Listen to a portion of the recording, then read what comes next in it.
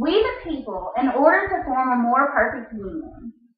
221 years ago, in a hall that still stands across the street,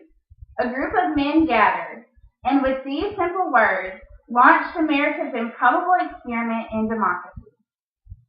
Farmers and scholars, statesmen and patriots who had traveled across an ocean to escape tyranny and persecution finally made real their Declaration of Independence at a Philadelphia convention that lasted through the spring of 1787. The document they produced was eventually signed but ultimately unfinished. It was stained by this nation's original sin of slavery, a question that divided the colonies and brought the convention to a stalemate until the founders chose to allow the slave trade to continue for at least 20 more years, and to leave any final resolutions to future generations. Of course, the answer to the slave question was already embedded within our Constitution, a Constitution that had at its very core the ideal of equal citizenship under the law,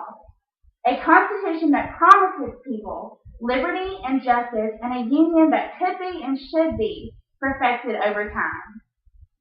And yet, words on a parchment would not be enough to deliver slaves from bondage, or provide men and women of every color and creed their full rights and obligations as citizens of the United States.